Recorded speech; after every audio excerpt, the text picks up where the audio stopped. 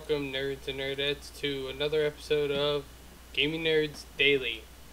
I'm Matt, of course. Sorry it's been so long, everyone. Schedules have been kind of weird. Michael's going to be gone hopefully until Friday. He said he'll try to make the group show. But I've been working all these odd hours too, so we didn't really have time. So yeah, for you audio listeners, if you're listening on SoundCloud, go ahead and follow, like. If you're listening on iTunes, leave a review, please. Pretty much any audio listeners, like where you can, leave a review if you can. For you video listeners, like, favorite, comment down below. Watch live if you can. If you can't, it's not a big deal. And for anyone that wants to support us, we have our Patreon still, which is patreon.com/gamingnerds podcast, I believe. Yes, Gaming Nerds Podcast. So anyone that wants to, support us, that'd be great. You can even just pledge $1 or see the other tiers that we've done. We also have our social media, Gaming Nerds Podcast on Facebook, Gaming Nerds P on Twitter. No Instagram, because we don't really use Instagram for this. And also our website, gamingnerdspc.com. So, yeah, let's get into the news. So first bit of news is gonna be kind of obvious, but I find it. I just had it here. Sorry. Oh, Assassin's Creed Origins, or not Origins. Sorry, everyone. But Assassin's Creed Odyssey will be much longer than Origins. But do you think that should be? You think it should be longer than Origins? The article here states that Assassin's Creed Odyssey will require more of a time investment than Origins, according to game director Scott Phillips. By the way, this is coming from PC Gamer. I'll have the link down below. According to game director Scott Phillips, speaking in the video above to Game Informer, Phillips is asked if the game is about the same length as Origins, and he answers, no, much longer. You can find this at 306, blah, blah, blah. Phillips doesn't elaborate on that, but he does explain.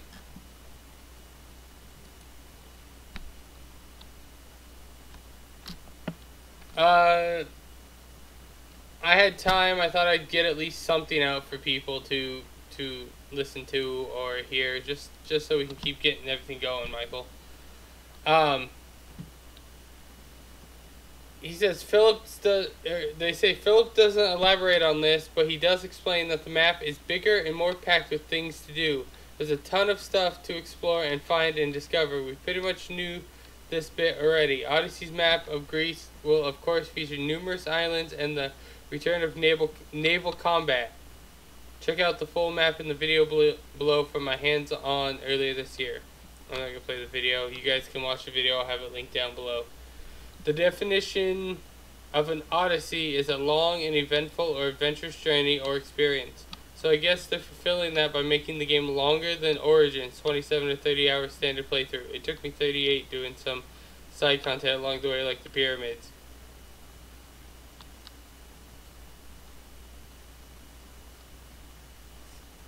I agree with that, Michael. It will be good if the game is good. But if it does drag on, then it'll just kind of feel like the other Assassin's Creeds. But anyone watching, do you think that Origins was long enough? I mean, like it says, 27 to 30 hours. I thought that was plenty long enough to go on for just the main story. That's not doing any of the side stuff. So maybe this whole long stuff might be a little meh. 1 second, got a call. Hello? Oh, I'm doing the podcast. Okay. I guess I could redo it. Okay. Bye.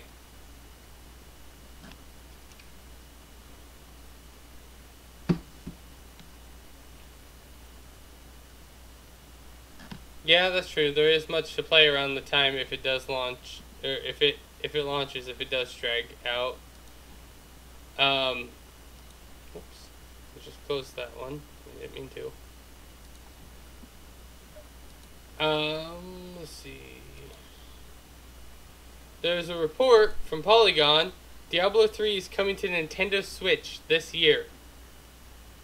Blizzard Entertainment has dropped some serious hints about bringing Diablo series to the Nintendo Switch in some form, and it looks like the rumor has been confirmed. Diablo 3 is coming to the Nintendo Switch.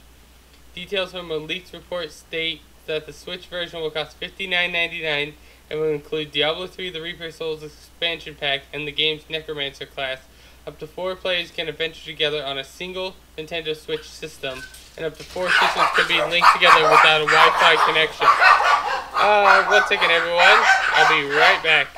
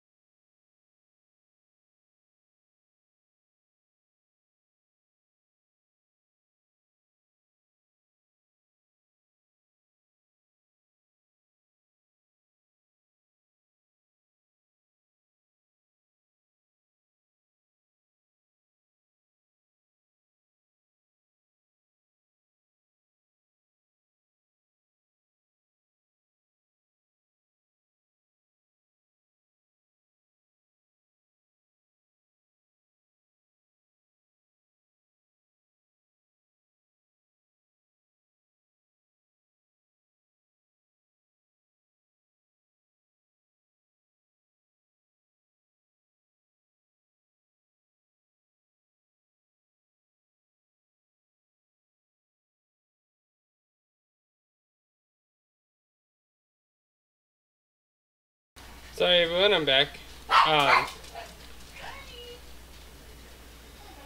Forbes broke embargo. Oh, yeah, on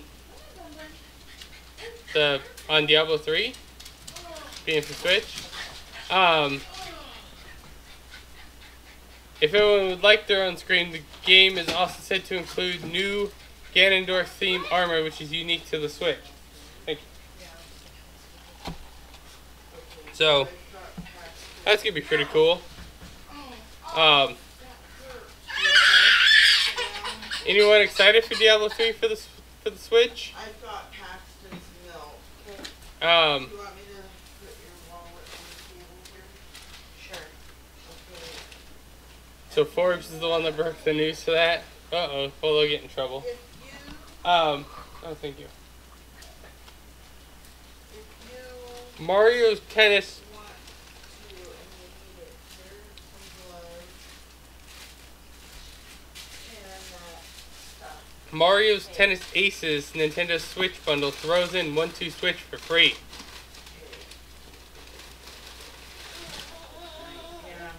The bundle retails for $359.99 and includes the following: Nintendo Switch system with red and blue Joy-Cons, download code for Mario Tennis Aces, and download code for 1-2 Switch. So, the Switch itself retails for $299.99. Mario Tennis Aces goes for $59.99, and 1-2 Switch is still going for $39.99 or more. So, a real question you have to ask yourselves, if you are already sold on the system in Mario Tennis, is whether you'd like a free copy of 1-2 Switch as well.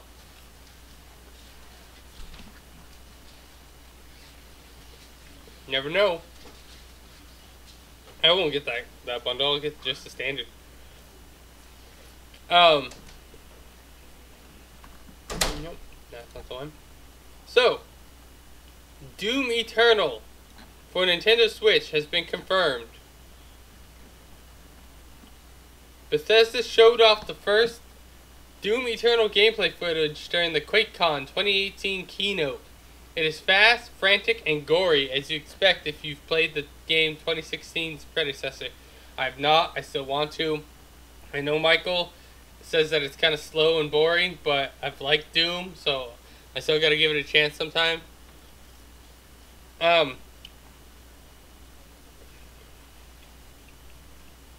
There's a bunch of things within contained within that you might have missed. That fry tastes moldy.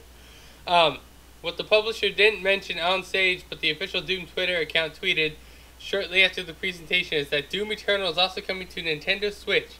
It's already being confirmed for PS4, Xbox, and PC. In fact, you can pre-order Doom Eternal on those platforms right now.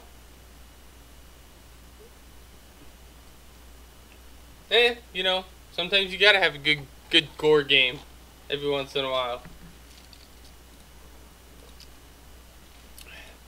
That's just my thought, though. But my question to everybody is, do you think Doom Eternal is going to run well on the Switch? I mean, I know when Doom first came out for the Switch, the first Doom came out for the Switch, it was really slow till it got the new update. So, I don't know, maybe.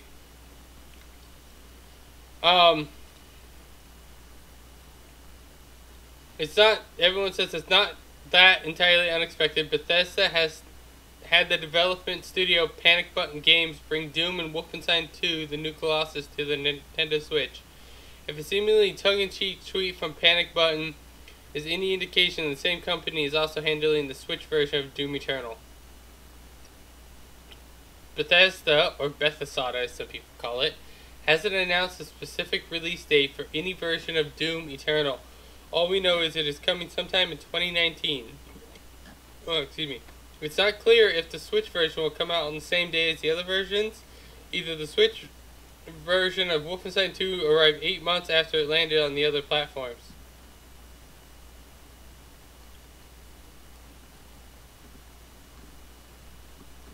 Yeah, Doom runs good on it now. Bethesda is dedicating their time on bringing games to Switch.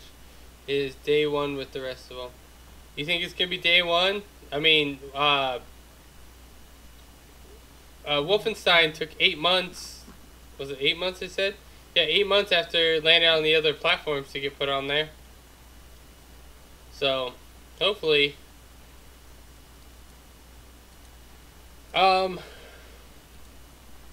This one's coming from Tech Radar. It says, don't expect a new Dishonored game anytime soon. So for anyone that likes the Dishonored games, it may be a while before we see another Dishonored game, as developer Archie Studios has revealed that the series is resting for now.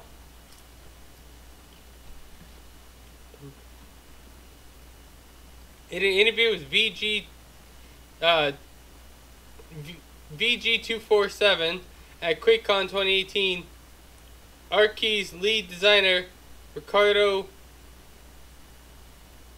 Bear explained that the studio is taking a break from working on any additions to the franchise, but doesn't specify exactly why. I can't see definitively what might happen down the road. Anything could happen, Bear said, but Dishonored is resting for now. The article says a neutral end. The Dishonored franchise is a stealth action adventure which sees you taking on the role of a supernatural assassin. The most recent addition to the popular series, Death of the Outsider, was released at the end of the year. Without revealing any spoilers, the conclusion of the title brought the franchise story to a neutral end, so it's understandable that Arcane, not Archie, has decided to put the series on hold or potentially end it altogether. I heard Dishonored 2 wasn't that good and lost a decent amount of money. I heard that too, but I heard it redeemed itself with the Death of the Outsider. Death of the Outsider expansion. With the Dishonored series on hiatus, Arcane can focus its efforts on new projects, although the studio hasn't specified what it's working on next. Bear hinted at what we could potentially expect from future titles. The things that are important to us as a studio are coherent, deep world building, and environmental storytelling. We always going to craft spaces that you'll feel like you're visiting, whether it's Dunwall or Talos 1. Bear told VG247, it's just as important a character as the player or to the people you meet.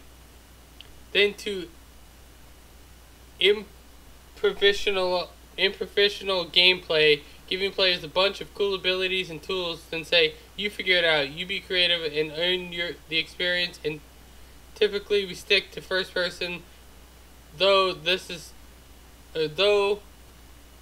that's not a hard rule, and we might try other things from time to time.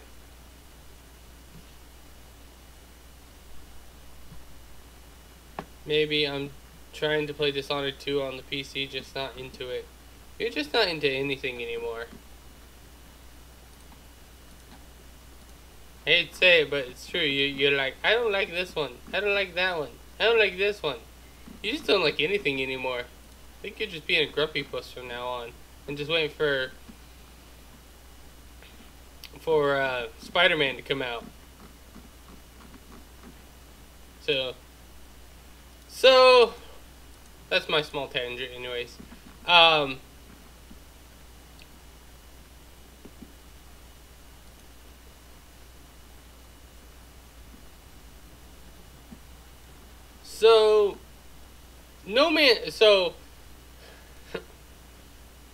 So I got something. What does everyone think about Ninja, the big Fortnite streamer, the huge Fortnite streamer that everyone, really watches? I don't, because, I don't really play Fortnite. So, but what does everyone's opinion, what do your guys' opinions think on him saying he is unwilling to stream with women streamers? You think that's a problem? He does it because he loves his wife, because he is married, and he says that they will try to come on to him, and he doesn't need all of that. So he says he doesn't want to do with it at all. So everyone's calling him a sexist. I don't think it is. I think it's smart in a way, because then he doesn't have to worry about the headache for everything. of the so-called women streamers with their tits hanging out pretty much, and like, you know, oh, come subscribe to me. He doesn't want to have to deal with that nonsense. But that's all I'm going to get into. I don't want to get into a big tangent or get called any names myself, although I could really care less. But I mean,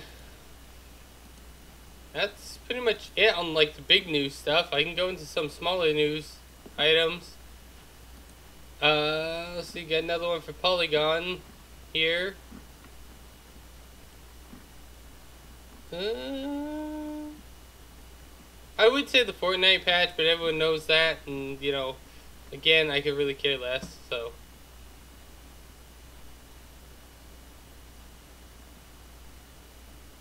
Twitch can ban females for don't know that. What? That doesn't make any sense. Twitch can ban females for don't know that. Twitch can ban anyone. Really? So I don't know what you're talking about there.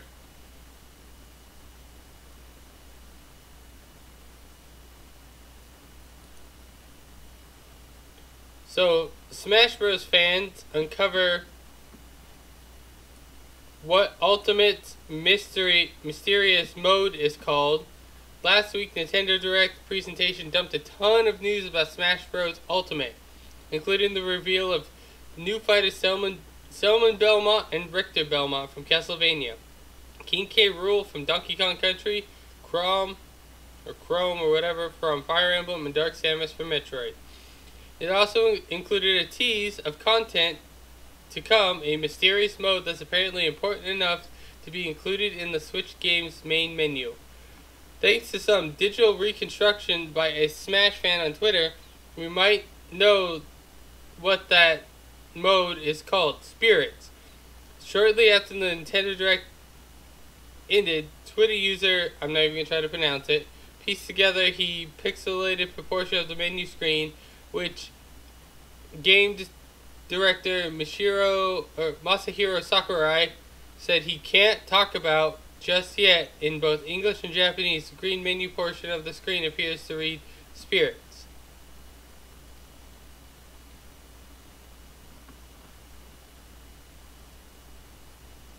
Females having cleavage showing and using that to gain followers. Well, they still do. There's still a ton of people on there.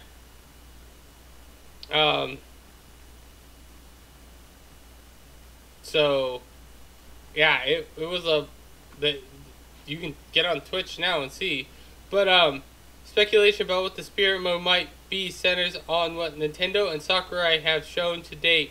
Namely, the Luigi spirit is sliced out of his body by Castlevania's version of death. And since Mario and Mega Man appear to have been straight up murdered by Ridley in a previous trailer for Super Smash Bros. Ultimate, fans are wondering how the spirits of these characters might come into play in a possible single-player mode, a la Adventure Mode, a subspace emissary from previous Smash games. Last week, Nintendo Direct also hinted at the appearance of Castlevania's Dracula in Ultimate, with Sakurai saying that the conditions under which he will appear are still under wraps. And Sakurai said he plans to reveal much more about Super Smash Bros. Ultimate, including its full roster, prior to the release of the game on December 7th. We'll know more soon. Hopefully it's story mode. We all know it's not going to be. We all know it's going to be a BR, so you don't get too excited there, Michael. It's going to be a big old BR mode. Well,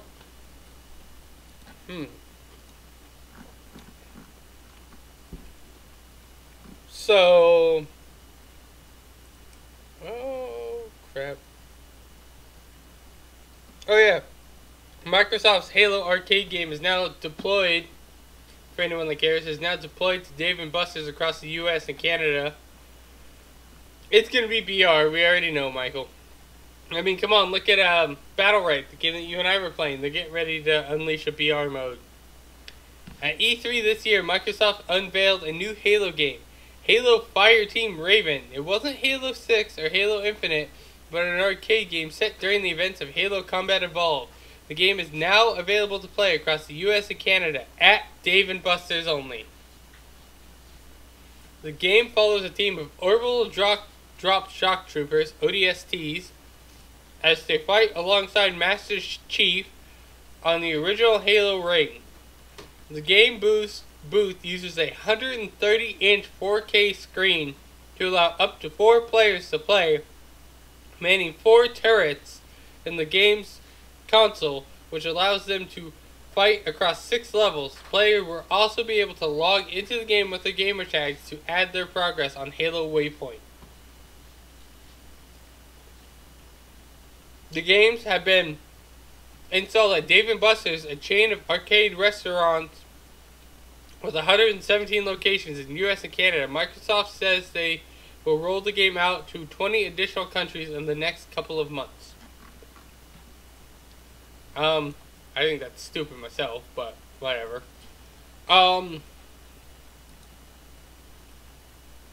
So I'm gonna end that here because there's not really much big news going on, but I will have a link for all the stuff that we talked about in the description below.